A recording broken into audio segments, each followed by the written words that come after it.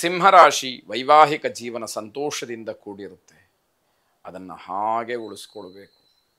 ಮಾತಿನಿಂದ ಅದಕ್ಕೇನಾದರೂ ಘಾಸಿ ಆದರೆ ಅದು ದ್ವೇಷವಾಗಿ ಪರಿವರ್ತನೆ ಆಗಬಹುದು. ಸಂಯಮದಿಂದ ತಾಳ್ಮೆಯಿಂದ ಇರಬೇಕಾದಂತಹ ದಿವಸ. ಕುಟುಂಬದವರ ಮೇಲೆ, ಅಧಿಕಾರಿಗಳ ಮೇಲೆ ಧೋರಣೆಯನ್ನು ತೋರಬೇಡಿ, ಅವರನ್ನು ತಾತ್ಸಾರ ಮಾಡಬೇಡಿ. ಅವರ ಸ್ಥಾನ ಮಾನ ಅನುಭವ ಗೌರವಕ್ಕೆ ವಯಸ್ಸಿಗೆ ಬೆಲೆಯನ್ನು ಕೊಡಬೇಕಾದಂಥದ್ದು ಮುಖ್ಯವಾಗುತ್ತೆ. ಮಹಾತ್ಮರ ಜೀವನ ಚರಿತ್ರೆಯನ್ನು ಓದಿ ತಿಳ್ಕೊಳ್ಬೇಕಾದಂಥದ್ದು, ಅದನ್ನು ಅರಗಿಸ್ಕೊಳ್ಬೇಕಾದಂತಹ ಅವಶ್ಯಕತೆ ಇರುತ್ತೆ ಅಂತ ಹೇಳಿ ಅನಿಸುತ್ತೆ. ಅದು ಬಹಳ ಮುಖ್ಯವಾದಂಥದ್ದು. ಎಲ್ಲ ದೃಷ್ಟಿಯಿಂದ ಕುಲದೇವತಾ ಪ್ರಾರ್ಥನೆಯನ್ನು ಮಾಡಿ ಶುಭವಾಗಿ.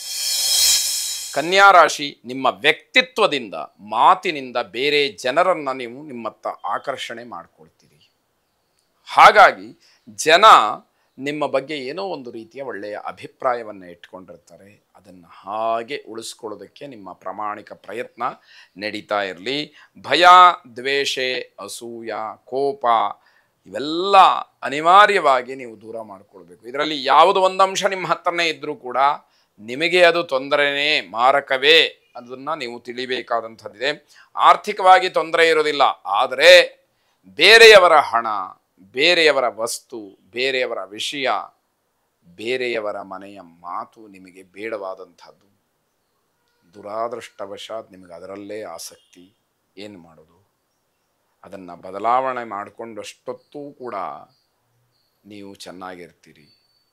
ಬದಲಾವಣೆ ಇಲ್ಲ, ಹಾಗೇ ಇದ್ದೀರಿ ಅಂತಾದರೆ ಮತ್ತೆ ಮತ್ತೆ ತೊಂದರೆಗೆ ಕಾರಣವಾದೀತು.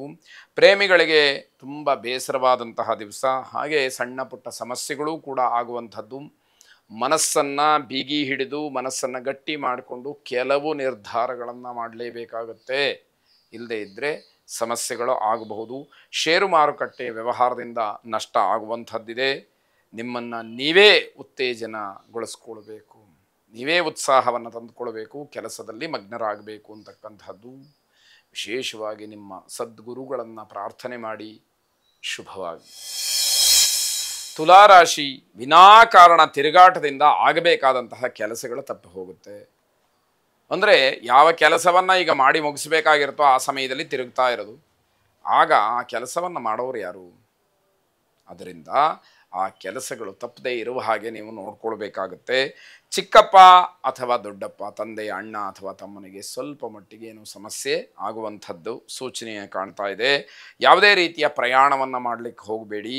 ಸದ್ಯದ ಆರ್ಥಿಕ ಪರಿಸ್ಥಿತಿ ಏನಿದೆ ಅದು ಸ್ವಲ್ಪ ಮಟ್ಟಿಗೆ ಸುಧಾರಿಸ್ತಕ್ಕಂಥದ್ದು, ಒಂದಷ್ಟು ಅನುಕೂಲ ಲಾಭ ಸಿಕ್ಕುವಂಥದ್ದಾಗತ್ತೆ. ರಾಶಿ ಚಕ್ರದ ದೃಷ್ಟಿಯಿಂದ ನಿರುದ್ಯೋಗಿಗಳಿಗೆ ತಾತ್ಕಾಲಿಕವಾದಂತಹ ಉದ್ಯೋಗದ ಅವಕಾಶ ಸಿಕ್ಕಬಹುದು. ಇದರಿಂದ ಸ್ವಲ್ಪ ಮನಸ್ಸಿಗೆ ಸಮಾಧಾನವಾಗುತ್ತೆ. ಆಶ್ಚರ್ಯಕರವಾದಂತಹ ಘಟನೆಗಳಿಂದ ನಿಮಗೆ ಒಂದಷ್ಟು ನಂಬಿಕೆ ಬರಬಹುದು. ನೀವೇನೋ ಅಂದ್ಕೊಂಡಿರ್ತೀರಿ, ಯಾವುದೋ ವಿಷಯದಲ್ಲಿ ನಿಮಗೆ ನಂಬಿಕೆ ಇರೋದಿಲ್ಲ, ಅದೇನು ಕಾಕತಾಳೀಯವೋ ಆ ಸಂದರ್ಭಕ್ಕೆ ಅನುಗುಣವಾಗಿ ಆ ಕೆಲಸ ಅದೇ ರೀತಿಯಲ್ಲಿ ನಡೆದು ಬಿಡುತ್ತೆ. ಆಗ ನಿಮಗೆ ಸ್ವಲ್ಪ ಮಟ್ಟಿಗೆ ನಂಬಿಕೆ ಬರುತ್ತೆ. ಯಾವ ವಿಷಯದಲ್ಲಿ ನಂಬಿಕೆ ಇರುವುದಿಲ್ವೋ ಆ ವಿಷಯದ ಬಗ್ಗೆ ಸ್ವಲ್ಪ ವಾಲ್ತೀರಿ ಅಂತಕ್ಕಂತಹದ್ದು. ಅದನ್ನು ಗಮನಿಸ್ಕೊಳ್ಳಿ. ಗುರು ದಕ್ಷಿಣಾಮೂರ್ತಿಯನ್ನು ಪ್ರಾರ್ಥನೆ ಮಾಡಿ ಶುಭವಾಗಿ.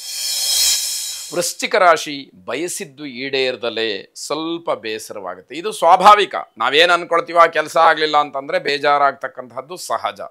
ಆದರೆ ನಿಮ್ಮ ಚಿಂತನೆ ಏನು, ಅಲ್ಲ ಆಗಬೇಕಾಗಿದ್ದೇನು, ಇವೆಲ್ಲವೂ ಕೂಡ ವಿಮರ್ಶೆಗೆ ಬರುವಂಥದ್ದಾಗತ್ತೆ. ಅನಗತ್ಯವಾದಂತಹ ಕೆಲಸಗಳಿಂದ ಸುಮ್ಮನೆ ಕೂತು ಕಾಲಹರಣವನ್ನು ಮಾಡ್ತೀರಿ, ನಂತರದಲ್ಲಿ ತುಂಬ ದುಃಖವನ್ನು ಪಡ್ತೀರಿ. ಇದು ಬೇಡವಾದಂತಹ ಸಂಗತಿಯಾಗತ್ತೆ. ಸಾಯಂಕಾಲದ ಹೊತ್ತಿಗೆ ಪ್ರೀತಿಪಾತ್ರರಿಂದ ಅಥವಾ ಆತ್ಮೀಯರಿಂದ ಉತ್ತಮವಾದಂತಹ ಸಲಹೆ ಸಿಕ್ಕತ್ತೆ. ನೀನು ಈ ಕೆಲಸವನ್ನು ಹೀಗೆ ಮಾಡು, ಅದರಿಂದ ಅನುಕೂಲವಾಗುತ್ತೆ ಎನ್ನುವಂತಹ ಮಾತು ನಿಮ್ಮ ಬಳಿಗೆ ಬರುವಂಥದ್ದಾಗತ್ತೆ. ಅದನ್ನು ಪ್ರಾಮಾಣಿಕವಾಗಿ ಪ್ರಯತ್ನಪೂರ್ವಕವಾಗಿ ಅನುಸರಿಸ್ಕೊಂಡು ಹೋದಾಗ ಒಳ್ಳೆಯದನ್ನು ಕಾಣ್ತೀರಿ ಅನ್ನುವಂಥದ್ದು. ದಂತವೈದ್ಯರನ್ನು ಭೇಟಿ ಮಾಡಬೇಕಾದಂತಹ ಸಂದರ್ಭ ಬರುತ್ತೆ. ಹಲ್ಲು ನೋವಿನ ಸಮಸ್ಯೆ ನಿಮಗೆ ಕಾಡುವಂಥದ್ದು ಅಂತ ಅರ್ಥ.